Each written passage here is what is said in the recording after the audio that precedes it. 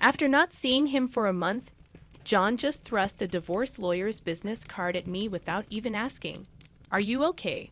Or "How are you feeling divorcing a wife who doesn't work?" "Pay me $1,000 a month as alimony." "Sounds good. Take care." John chuckled as he said this, standing beside him. Emily was wrapping her arm around his, wearing a similar smug expression. "Fine, let's divorce then." I said it so casually that John seemed a bit surprised, but he quickly shared his smile with Emily. Good thing John isn't much of a thinker. It makes my plan easier to execute. After the divorce papers got approved, I decided to start my revenge plan on both of them. I will make them cry as a celebration of my recovery. My name is Sarah Wolf. I'm a 47-year-old illustrator. I'd also work as a children's book author. I just love drawing. I have 2 childhood friends, John and Emily. They're important friends to me, and John is also my husband. It all started when John asked me out as I was heading to a different college after high school. I was surprised. I thought he was into Emily, but I couldn't say no to a confession from John, whom I had secretly liked. After some thought and consultation with Emily, I accepted John's proposal. Emily's behavior had been a bit problematic since teens, but she was still a dear friend to both John and me. However, Emily had a tendency to snatch other people's boyfriends and then dump them once they became obsessed with her, causing problems time and again. Her parents were concerned, so John and I often spent time with her to watch over her. John and I got married when we were 25, 4 years later. Emily brought her fiancé into our lives. His name was George, a professional working for a top-tier company. Nice to meet you, Sarah and John.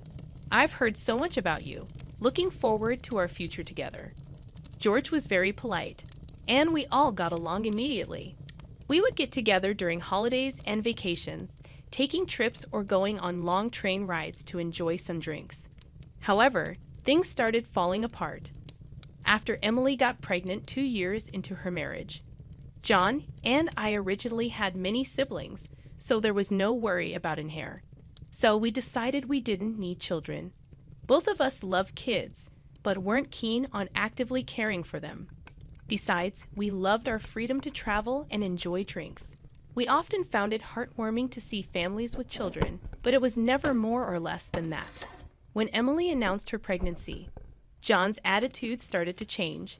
He quit smoking because Emily said she couldn't stand the smell, and even offered to drive her to doctor's appointments using his vacation days. I warned him, "George might get upset if you're always with Emily." But John argued back, "You have work, don't you? She's our childhood friend, and she's reaching out for help. You're heartless." I said, "I've been buying things and helping where I can, but going with her to the obstetrician is crossing the line." When I said that, John frowned, and then he glared at me. "Why?" "Because Emily wants it, right? She says she's anxious about the checkup. I can't just let her go alone if she's anxious. All the more reason for George to go with her, right? If you go with her every time, it's almost like you're the father of the baby in her belly. John, jealous? You're not going to get pregnant anyway, so what's the problem?" He didn't take my concerns seriously, and instead started to snap, saying I was being annoying. We had hardly ever had a fight during our marriage, but things changed when Emily got pregnant. Our arguments increased, and that didn't change even after Emily gave birth. In fact, John started spending even more time with Emily and their child, Emma. But when Emma was 6, an incident occurred. It had to do with the attendees of Emma's graduation ceremonies. The day before the graduation, John suddenly started rummaging through the closet. "John, what are you doing? Have a meeting tomorrow." John's workplace had a casual dress code, but there was a rule to wear a suit during client meetings, so he always kept a few suits ready, but they were all thrown on the bed now. No, just trying to decide what to wear for the graduation ceremony. "What? You're seriously thinking of attending the graduation?" "Yeah, George, can't make it. Emily asked me." "Wait, that's absurd. No matter how you look at it. I inadvertently raised my voice in denial. Immediately, John's face turned sour. I knew he occasionally picked Emma up from kindergarten, and I had done so myself when asked, yet it was nonsensical for a childhood friend who wasn't even a biological parent to attend a graduation ceremony. What? You still doubt me and Emily? I'm disappointed that you can't even help out. That's not the point. Point anyway. I'm attending the graduation tomorrow, so iron a shirt properly. John said that and abruptly ended the conversation, leaving me behind and going to the bedroom. I had no choice but to call Emily. Hello, Emily. About tomorrow. Sorry about tomorrow. I'm borrowing John. But won't George be upset about the graduation attendance, Sarah? What are you talking about? Obviously, I haven't told George that the graduation is tomorrow. I'll tell him after the ceremony. I was shocked to learn that George didn't know about the graduation schedule. Upon further questioning, it seemed that Emily hadn't informed George about any of the kindergarten events so far, and John had been acting as the father at the kindergarten, which made me dizzy with its selfishness. Wait a minute, Emily. Isn't that extremely unreasonable? It's disrespectful to George, and just because he's a childhood friend, eh? What's wrong? Sarah, you're scary. Well, see you tomorrow. Wait, Emily.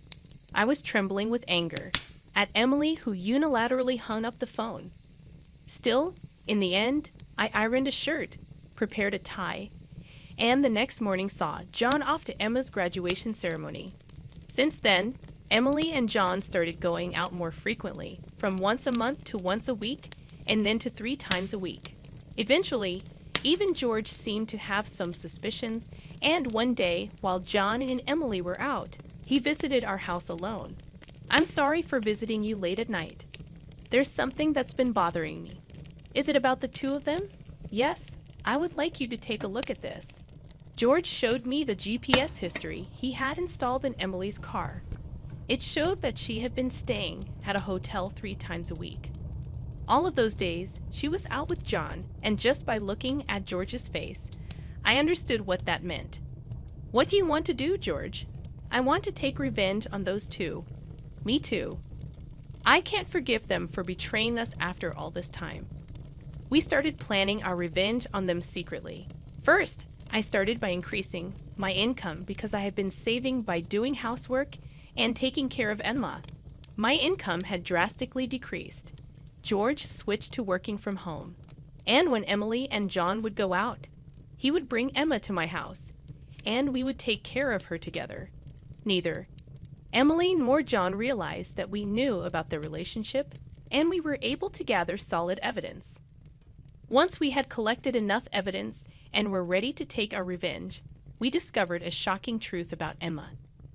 George and I struggled with the decision, but we both agreed that we didn't want to hurt young Emma, so we decided to wait until she was an adult to take our revenge. However, even though we decided to endure for 10 years, I was struck with a serious illness.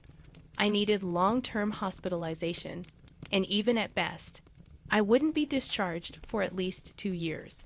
Although I could work from the hospital room, it was certain that I would have to reduce my workload. After informing George about the situation, I consulted John. However, John's reaction was no different from when we were making small talk. I'll visit you once in a while. I felt that John no longer had any affection for me, as he didn't even ask about my condition or the name of the disease. In reality, John only visited once a month or once every 2 months, and after Emma's 15th birthday, she started acting strangely. Although she used to visit me almost every day right after I was hospitalized, she became distant after her 15th birthday. However, neither George nor I could figure out why, and we were puzzled. Even when we asked Emma, she just said, "Don't worry about it." However, we ended up learning the reason from John, who rarely showed up. Hey, it's been a while. Yeah, it has. John, who had completely transformed into a flashy appearance, walked in without even knocking. After not seeing him for a month, John just thrust a divorce lawyer's business card at me without even asking. Are you okay? Or how are you feeling divorcing a wife who doesn't work? Pay me $1,000 a month as alimony. That's the deal. So take care, John said, grinning from ear to ear. Beside him, Emily wrapped her arms around John's with a similar expression on her face. Fine, let's divorce then, I casually agreed, which seemed to surprise John for a moment, but he quickly exchanged smiles with Emily. It was good that John wasn't the type to think too deeply. That's why my plan worked so well. After receiving a notification that the divorce was finalized from John, I decided to start my revenge plan against the two of them. I will make them cry as a celebration of my recovery. I promptly started to take action. First, I contacted George to transfer hospitals. Then I informed my lawyer that they would be mediating between the two parties from now on. George also began to act at the same time. He moved near my new hospital with Emma, and he started to visit me frequently. Emma still had a gloomy expression, but I was happy that she came to see me every day. Most of my belongings were already in the hospital room, so I told John to dispose of the rest. I didn't want to bring anything that the two of them might have touched into my new life. Once the hospital transfer and George and Emma's move settled down, I received a call from John. I had only left my seat for a few minutes, but my smartphone already showed 30 missed calls. I answered the phone, feeling exasperated. What? Hey, what the hell is going on? I could hear the voice of a troubled real estate agent behind John's panicked voice. I also heard Emily yelling, which made me feel sick. What do you mean? What's going on? It's obviously about the house. Why do we have to move out? John shouted at me as if it wasn't his fault at all. I replied to him coolly, obviously because that's my house. Huh. John seemed to have completely forgotten. But the truth was the house we lived in was a room I rented as a workspace. When I started to make a living as a freelancer, at that time, I didn't have enough income to maintain 2 houses, and John didn't have enough income to live alone. So he ended up moving into my place. Therefore, Jan had never paid the rent or utility bills for that room. Although I received some money from him for living expenses, it wasn't enough to maintain the place. Unfortunately, that room was already canceled. It was far from the hospital I transferred to, so I had processed the cancellation the day after submitting the divorce papers. I didn't inform him because the real estate agent who knew the situation said they would contact him. George and Emma suddenly disappeared, and our house was sold. What are we going to do about our new house? I don't know. Maybe stay in a business hotel for now. As I turned on the speaker and started working, John yelled in frustration, "Don't screw with me." However, he seemed to remember something and started speaking in a more soothing tone. Well, whatever. When will you transfer the money? We're running low on cash. What are you talking about? Huh, don't mess around. I told you to pay $1,000, didn't I? Oh, I don't recall agreeing to that. My nonchalant response was met with incoherent screaming from John on the other end of the phone. Apparently, he thought he could get money from me and had been squandering it. Even if he had $1,000 left, how did he plan to get by for the rest of the month? Hey, don't just stay silent. Say something. There's really nothing to talk about. My retort left John momentarily dumbfounded, but he soon started yelling again, growing increasingly annoyed. I addressed John in as cheerful a tone as I could muster. Anyway, we're basically strangers now, so please don't contact me anymore. You'll hear from my lawyer. Huh? Lawyer? Hey, wait a minute. I hung up without listening to John's response. He tried calling back several times, but I ignored it, and eventually the calls stopped. However, angry that I didn't answer, John started ignoring calls from my lawyer. He certainly had a childish side, but I never imagined he'd be the kind of person who didn't mind causing trouble for others. I sighed deeply at John's selfishness. A few months later, after a temporary discharge from the hospital, I visited John's parents' house. In front of me were John and Emily, both looking small and trembling. You telling my parents is a low blow. Oh, I just reported that we got divorced. Jan glared at me in response to my answer, but he shrank back under his father's stern gaze. Actually, I had a great relationship with my in-laws, even visiting and dining with them when John wasn't around. Despite being so well loved, I felt it was wrong not to share the details of our divorce. So I went to visit them. Is it true that you're remarrying Emily? Yes, it's true. True. Emily, Emma, and are going to start over as a family. What are you talking about? Your only family is Sarah. She's not my family anymore. John's words made his father frown with a look that seemed to say, "Give me a break." John shook his head a few times, then handed me a piece of paper. It was a bill from a nearby luxury hotel. What's this? It's the bill from the hotel we stayed at. John, acting as if it was obvious, pointed at the bill on the table, then suddenly collapsed. Oh, what the heck, Mom? I didn't raise you to be like this.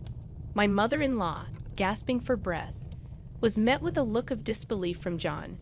Next to him, Emily wore the same expression. Why are you so angry? It's just that the family is changing because I'm getting married. Plus, you'll have a grandchild, a blood-related one at that. Aren't you happy? You two didn't. My mother-in-law, looking as if she couldn't believe what she was seeing, glanced at Emily, then turned her gaze to me. Both my in-laws understood that I didn't want children and still treated me as their own daughter. Of course, they treated Emily, my childhood friend, similarly. But there was always a boundary between a daughter-in-law and a friend. I remembered Emily often complaining about that. So I was certain my mother-in-law wouldn't be happy about this situation, and Emily should have known it too. You dote on Emma, right? It'll be your grandchild, so you'll be happy, right? It's because she's a child I've known since she was little. Oh, but half of her blood is from John, right? Even after all this, Emily, showing no sign of remorse and acting as if she couldn't understand the problem, gave me goosebumps. At that moment, someone who had been silent until now spoke up. Enough already. It's disgusting, huh? Emma, who had been playing with her smartphone in the corner of the room, spoke to Emily without looking up. The room fell into a stunned silence. My dad is the only one I consider my father, whether we're related by blood or not. He's the only one. But you know, John has always been the one to attend your school events. I heard everything from Dad, how he was always informed of the event dates after they were over, how eventually even the events themselves were kept from him. But Dad always said I was his daughter, so I am his daughter, and I will never be yours.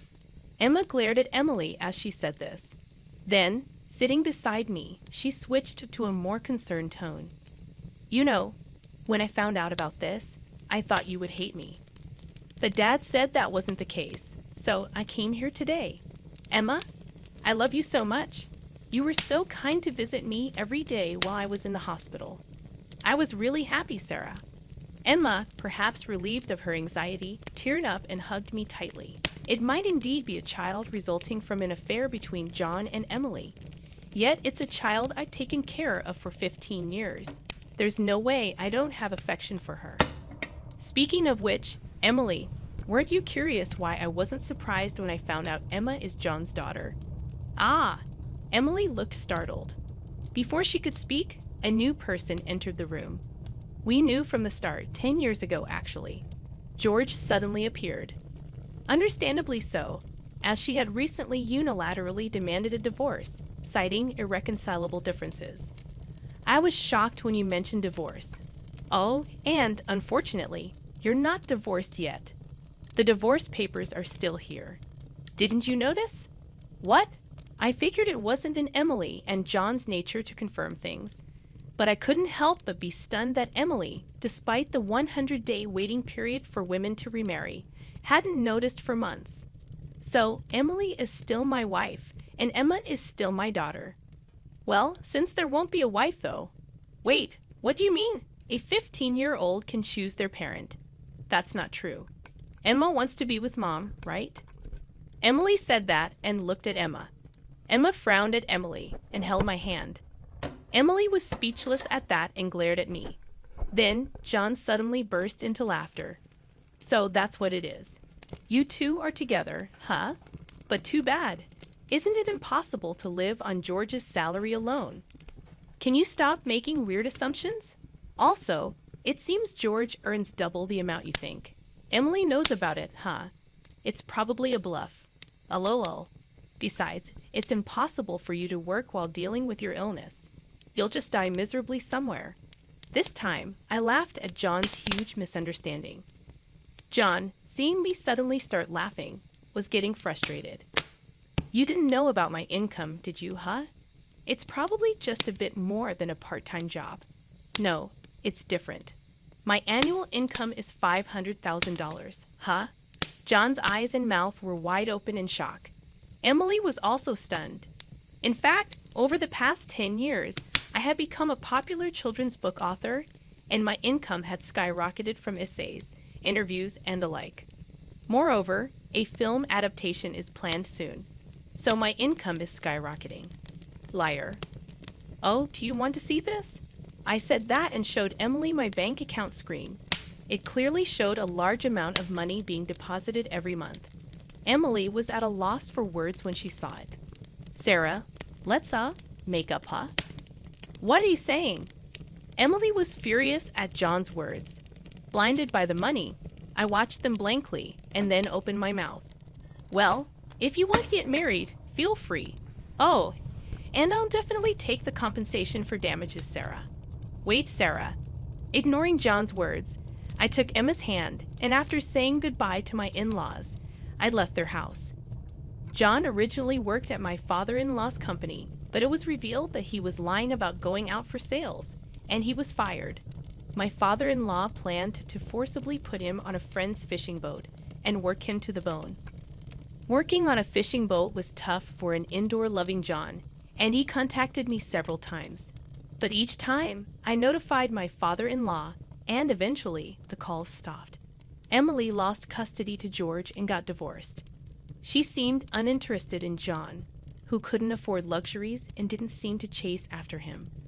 She was disowned by her family and lived alone in a rundown apartment. She hadn't worked at all since getting married, and since she had always made others do things for her, she couldn't do anything herself. And there were hardly any places that would hire her as a full-time employee.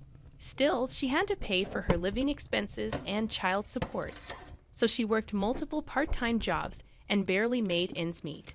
After entering high school, Emma worked hard every day to study abroad and go to a prestigious university overseas.